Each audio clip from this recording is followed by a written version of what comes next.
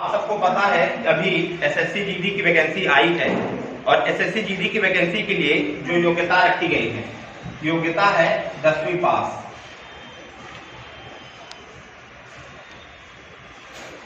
यानी कोई भी व्यक्ति जो 10वीं पास है और जिसकी आयु 18 से 23 है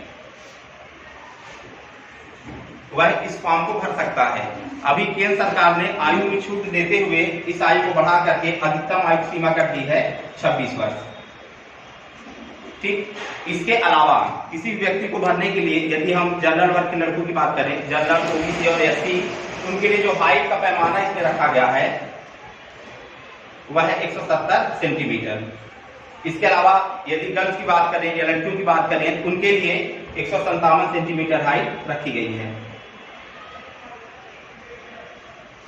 और इन दोनों के अलावा इसमें आगे जो है यदि आप पेपर क्वालिफाई करेंगे, जो पेपर का जो पैटर्न है, तो पेपर के पैटर्न में 4 सब्जेक्ट आएंगे और जो उसमें बदलाव किए गए हैं। अभी तक क्या होता था, उसमें क्वेश्चनों की संख्या रहती थी 100 और सभी से आते थे 25-25 क्वेश्चन।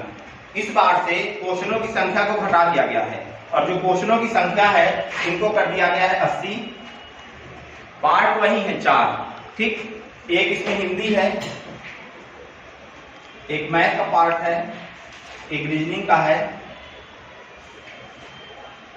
और एक है जीके। सभी से बराबर बराबर 20-20 क्वेश्चन आएंगे।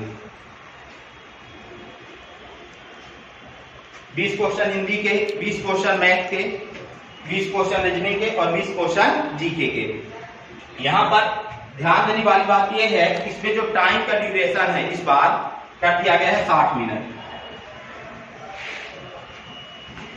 यदि आप लोगों को सिलेक्शन चाहिए तो यह जो पेपर है, यह पेपर बहुत ज्यादा पढ़ने से नहीं, यदि आप एक स्ट्रेटजी के तहत इस पे काम करेंगे, क्योंकि आपको समय का विशेष ध्यान रखना है पेपर को सॉल्व करते समय।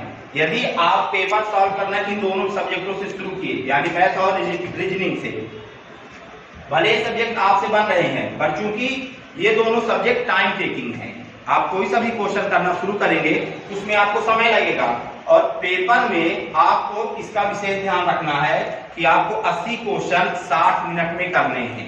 यानी एक क्वेश्चन करने के लिए आपको 1 मिनट का भी समय नहीं मिल रहा है। और यदि आप मैथ का कोई भी क्वेश्चन पढ़ेंगे तो आपको पढ़ने में ही 10 से 20 सेकंड लग जाएगा और यदि आप ओरली भी इसको सॉल्व कर लेंगे तो आप कम से कम ऑप्शन में तो